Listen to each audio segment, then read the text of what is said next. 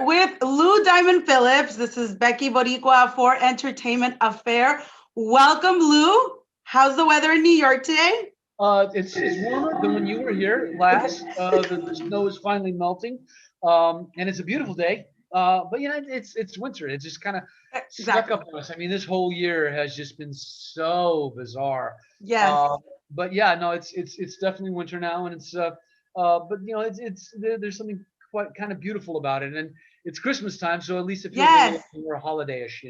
Well, now that you mentioned Christmas, I want to thank you for having this interview with me about 2 days prior to Christmas. I see your tree in the back. You look very warm and cozy at home. First of all, I want to tell you that I am honored to be speaking with you. I grew up with watching you in the movie, so I am very, very honored right now to be sitting here in front of you to chat with you a little bit about your new show. Thank you so much. Thank you. Yeah, I've been around a while. But you're amazing. So I want to get started because I know, we're a little limited on time. So you play NYPD Detective Gil Arroyo on Fox's Prodigal Son. Now I'm going to tell you, when I was told that I was going to be interviewing you, first of all, I got excited because it's you. And second, I was like, why have I not heard of this show and why haven't I watched it? I binge watched it last night. Wow. It is so good. And I think I love it because I studied criminal justice. So I'm all about like law enforcement and murders and detectives and all that. I loved it. Tell me a little bit about the show. We're about to start on the second season. For maybe someone else that just like me hadn't heard about it. Tell me about the show.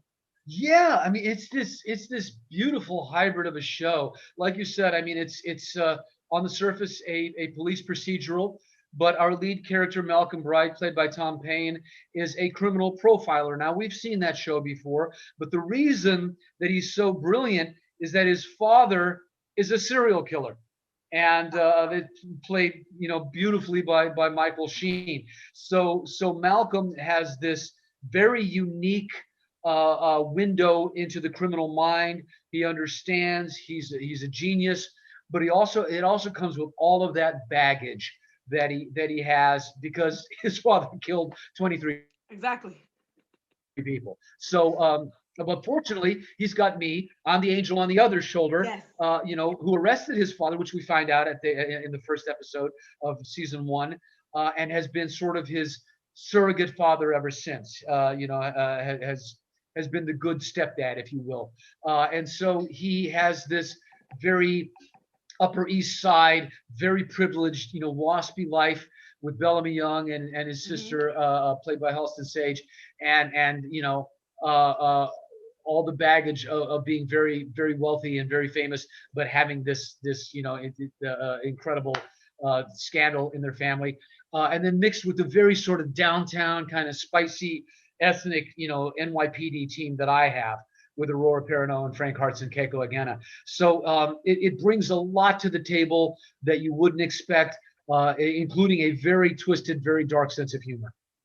I absolutely loved it. And like I said, I binge watched it last night. I really, really liked it. I got hooked right away as I started watching it. And I'm really excited for the second season. Now, tell me, the second season starts now in January. How did you guys navigate filming during the pandemic? Or was this filmed prior? Or how did you guys go about that?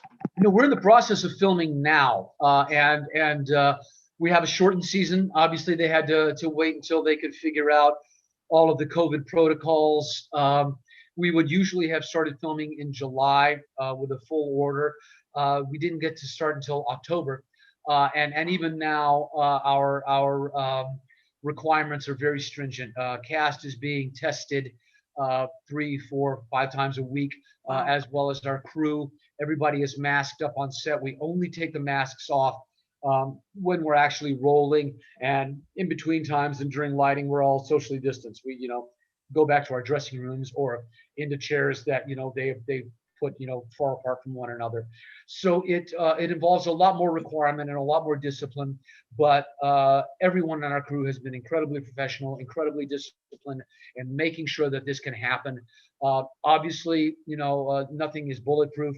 We've had a few stumbles, but nothing that has shut us down. So we've navigated it as well as possible.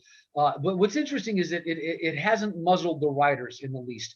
They have the crimes are still jaw dropping and eye popping. The The storylines are intricate and involved, and more of our ensemble cast is getting screen time this year. They're not just staying in their lanes. You're seeing the interplay. You're seeing the interaction between characters. Myself and Aurora and Frank and Keiko and a lot of those other people. Halston's going to get a lot more screen time this year. That blossoming romance between Gil and Jessica.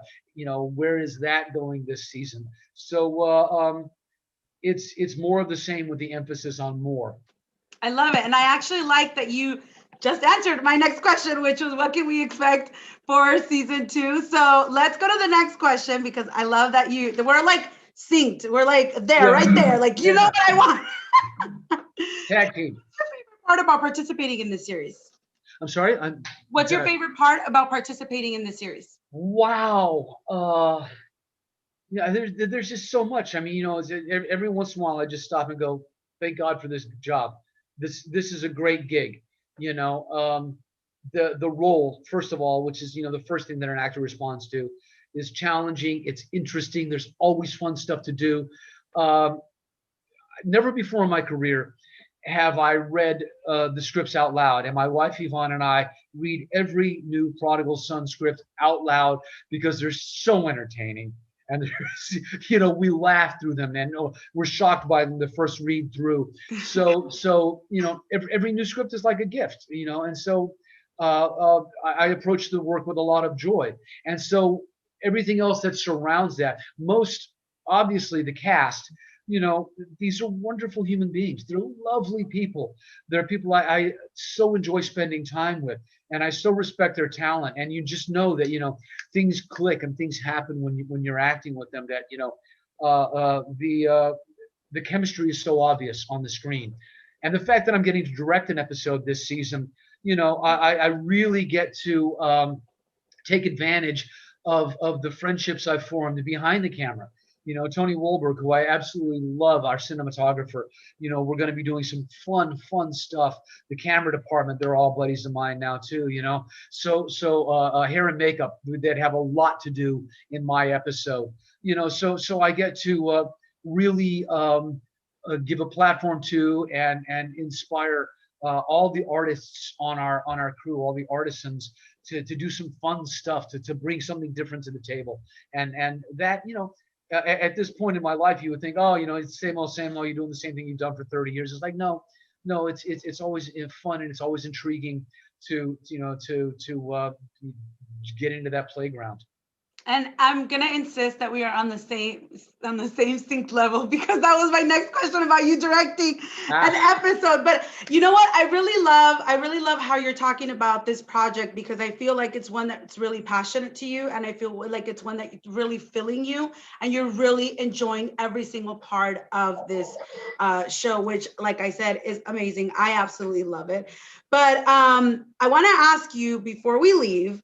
I know that you also recently released a book, and I want you to talk to me about that book titled The Tinderbox Soldier of Indira, and it was also illustrated by your wife, Yvonne. Tell me about that. Was that always something that you wanted to do, or was that something that just happened naturally? How did that come about, and what is the book about? I've written, since high school, in college. I mean, there was a time when I thought I was going to be a writer, and then the acting thing worked out.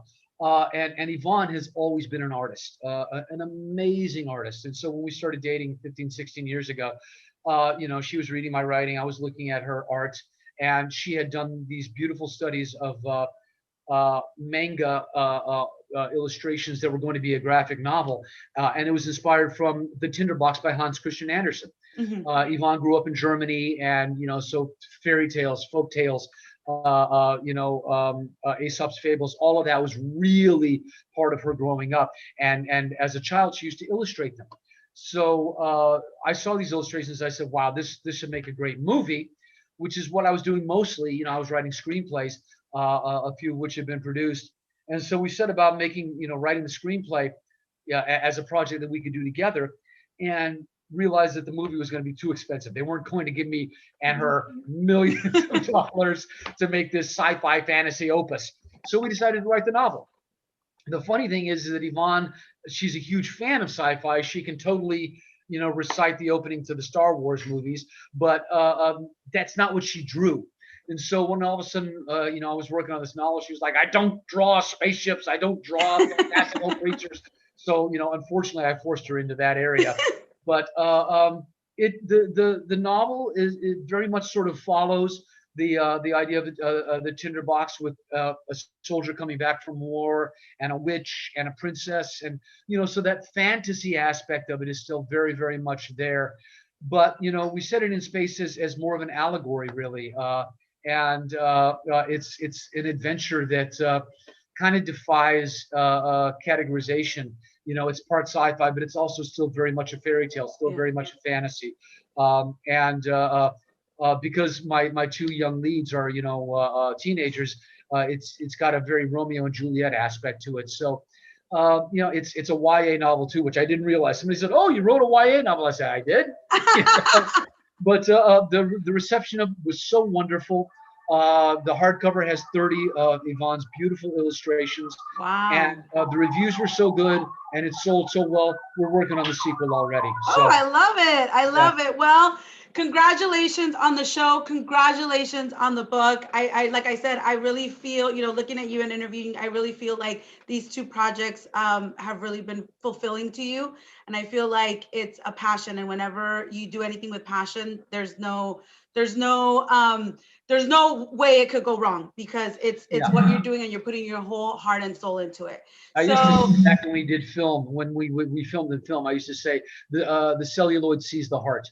And that's very much what's going on now. But it's the videotape that sees the heart.